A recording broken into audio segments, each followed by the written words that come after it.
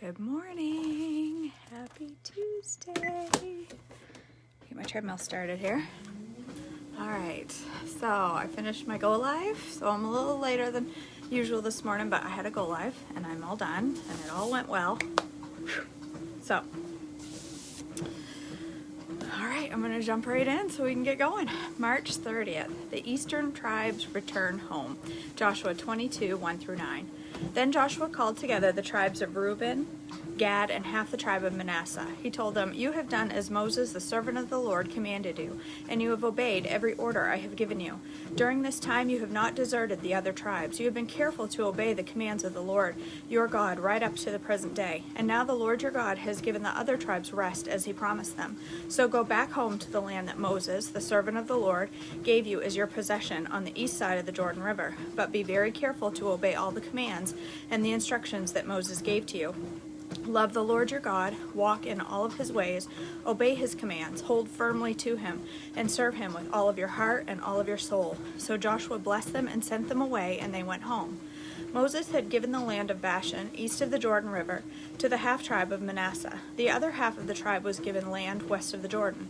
As Joshua sent them away and blessed them, he said to them, "Go back to your homes with great wealth you have taken here from your enemies, the vast herds of livestock, the silver, the gold, the bronze, and iron, and the large supply of clothing. Share the plunder with your relatives." So the men of Reuben, Gad, and the half-tribe of Manasseh left the rest of Israel at Shiloh in the land of Canaan.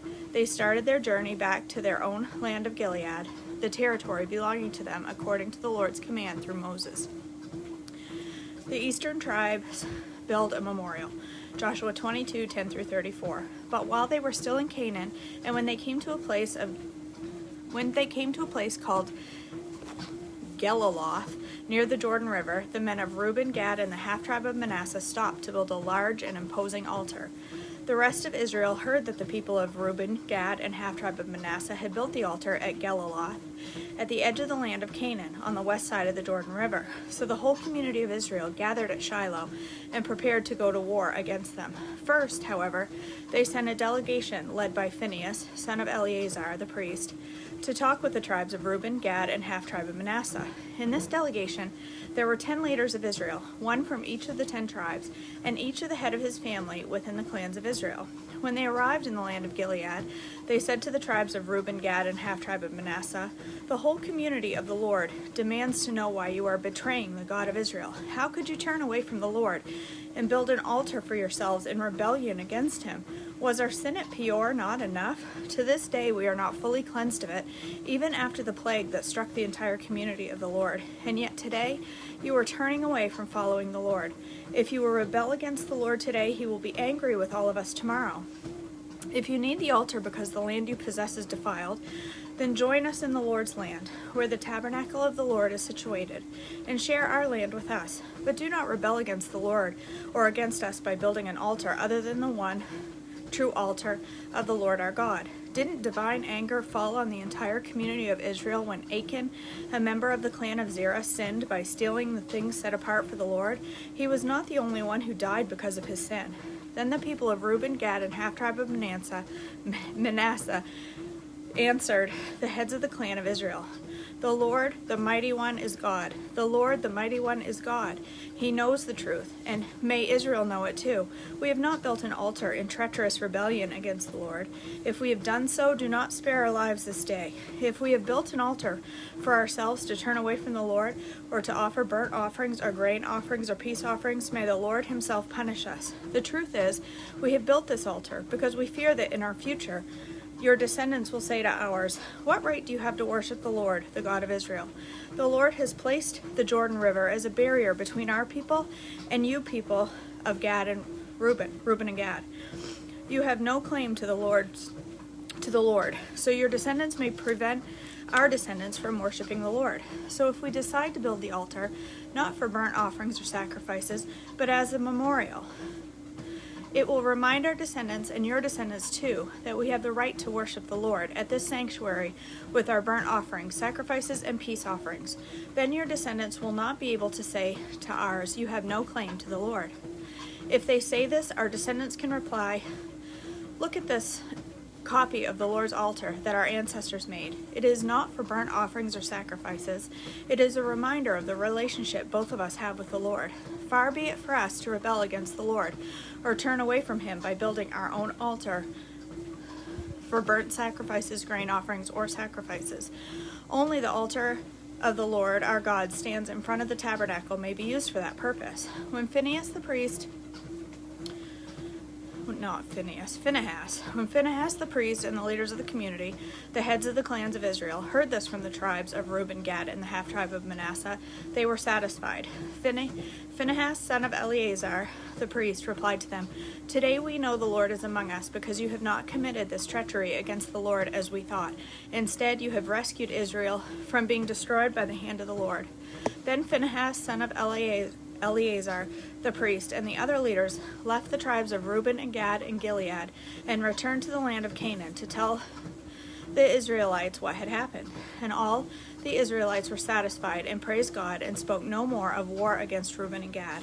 The people of Reuben and Gad named the altar Witness, for they said, "It is a witness between us and them that the Lord is our God too." Joshua's final words to Israel. Joshua 23, 1-16.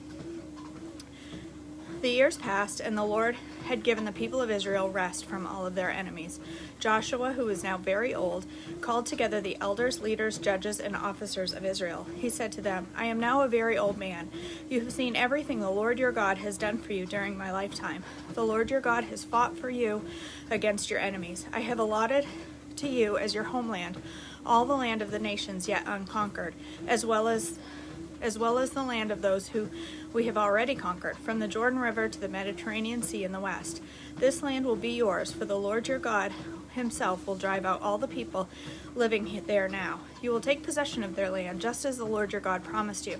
So be very careful to follow everything Moses wrote in the book of instruction. Do not deviate from it, turning either to the right or to the left. Make sure you do not associate with other people still remaining in the land. Do not even mention the name of their gods, much less swear by them, or serve them, or worship them. Rather, cling tightly to the Lord your God, as you have done until now. For the Lord has driven out great and powerful nations for you, and no one has yet been able to defeat you. Each one of you will put to flight 1,000 enemies. Each one of you will put to flight 1,000 of the enemy, for the Lord your God fights for you, just as he promised. So be very careful to love the Lord your God. But if you turn away from him and cling to the customs of the survivors of these nations remaining among you, and if you intermarry with them, then know for certain that the Lord your God will no longer drive them out of your land. Instead, they will be a snare and a trap for you, a whip for your backs, as thorny brambles in your eyes, and you will vanish from this good land the Lord your God has given you. Soon I will die, going the way of everything on earth. Deep in your hearts you know that every promise the Lord your God has come true. Not a single one has failed. But surely as the Lord your God has given you the good things he promised, he will also bring disaster on you if you disobey him. He will completely destroy you from this good land he has given you. If you break the covenant of the Lord your God by worshiping and serving other gods, his anger will burn against you, and you will quickly vanish from the good land he has given you." The Lord's covenant renewed, Joshua 24, 1-28. Then Joshua summoned all the tribes of Israel to Shechem, including their elders, leaders, judges, and officers. So they came and presented themselves to God. Joshua said to the people, "This is what the Lord, the God of Israel, says. Long ago, your ancestors, including Terah, the father of Abraham and Nahor, lived beyond the Euphrates River, and they worshipped other gods. But I took your ancestor Abraham from the land beyond the Euphrates and led him into the land of Canaan. I gave him many descendants through his son Isaac. To Isaac I gave Jacob and Esau.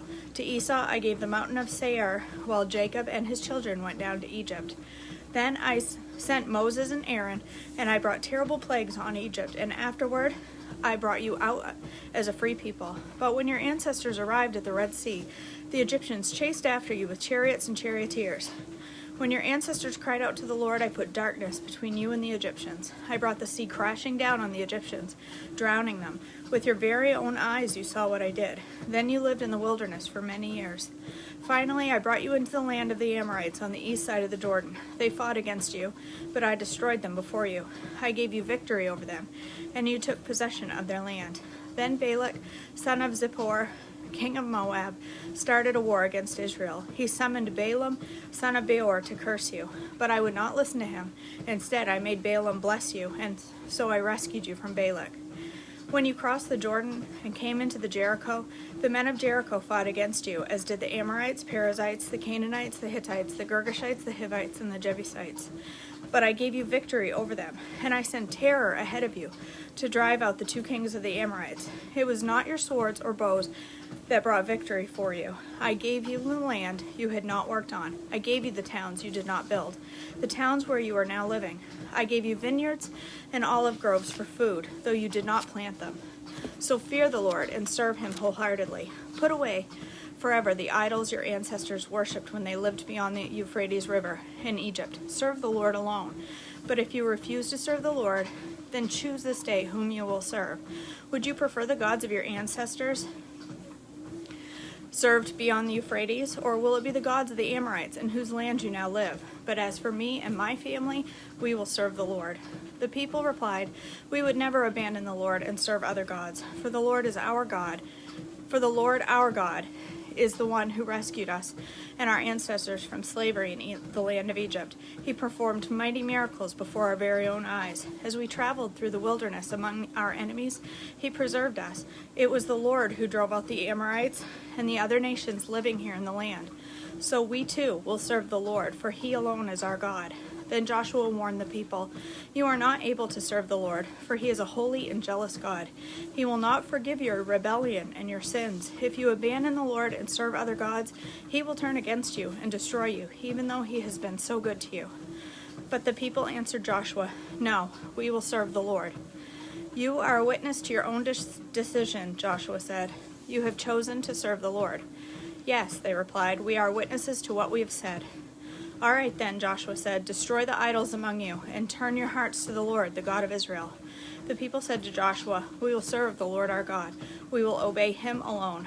So Joshua made a covenant with the people that day at Shechem, committing them to follow the decrees and regulations of the Lord. Joshua recorded these things in the book of God's instruction.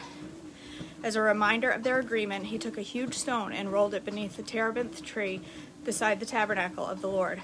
Joshua said to all the people, this stone has heard everything the Lord said to us. It will be a witness to testify against you if you go back on your word to God. Then Joshua sent all the people away to their own homelands. Leaders buried in the promised land, Joshua 24:29-33. After this, Joshua the son of Nun, the servant of the Lord, died at the age of 110. They buried him in the land he had been allocated at Timnath-Serah, in the hill country of Ephraim, north of Mount Gash. The people of Israel served the Lord throughout the lifetime of Joshua and of the elders who outlived him, those who had personally experienced all that the Lord had done for Israel. The bones of Joseph, which the Israelites had brought along with them when they left Egypt, were buried at Shechem, in the plot of land Jacob had bought from the sons of Hamor for 100 pieces of silver. This land was located in the territory allotted to the descendants of Joseph. Eleazar, son of Aaron, also died. He was buried in the hill country of Ephraim, in the town of Gibeah, which had been given to his son Phinehas. I think that's it. Yep. That's it. We move on to Judges tomorrow. I can't believe we're done Joshua already. That seemed to go by fast. Awesome. Yay. All right. That's it for today for Treadmill Devotions. Thank you for joining me as I walk through the Bible. I hope it's been a blessing to you, and I hope that you can be a blessing to someone else today as well. I'm going to go upstairs, and I'm going to cook breakfast. And I have something written down for today and something written down for tomorrow, and I'm not sure if I'm going to do today's or tomorrow's. I got to go up and look at it and decide.